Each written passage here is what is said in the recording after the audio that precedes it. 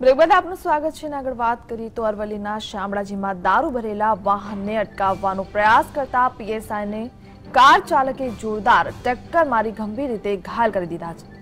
તે ઘાયલ પીએસઆઈનું સારવાર દરમિયાન મોત નીપજ્યું છે.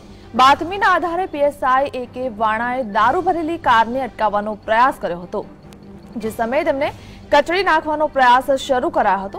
ઈજાગ્રસ્ત પીએસઆઈને સારવાર માટે પ્રથમ હિંમતનગર અને બાદમાં અમદાવાદની ખાનગી હોસ્પિટલમાં ખસેડાયા છે.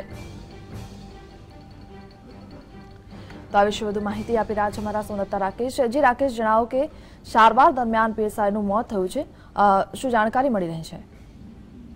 અરવલ્લી જિલ્લાના શામળાજી ખાતે ગત 22/3/2015 સવારે એલસીબી અને શામળાજી પોલીસ બાતમીના આધારે વાહન ચેકિંગ કરી રહ્યા હતા. ત્યારે સ્વિફ્ટ ડિઝાયર કારને રોકવામાં આવી હતી. તેમાં બેઠેલા બે શખ્સોએ ગાડી ન રોકતા ભાગી જવાની કોશિશ કરી હતી અને પીએસઆઈ વાળા ઉપર જોરદાર ટક્કર મારી હતી. આ ટક્કરથી પીએસઆઈ વાળા ગંભીર રીતે ઘાયલ થયા હતા અને તેમને તાત્કાલિક સારવાર માટે હિંમતનગર હોસ્પિટલમાં દાખલ કરાયા હતા, પરંતુ ત્યાંથી વધુ સારવાર માટે અમદાવાદ હોસ્પિટલમાં દાખલ કરાયા હતા અને તેઓ લાંબા સમય કોમામાં રહ્યા હતા અને લાઈફ સપોર્ટના સિસ્ટમ પર હતા. અત્યારે હાલ તેમનું મોડી રાત્રે નિધન થયું.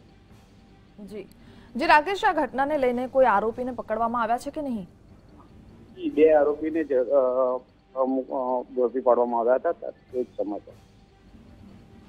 જી રાકેશ, સમગ્ર માહિતી સાથે જોડાવા બદલ આપનો આભાર.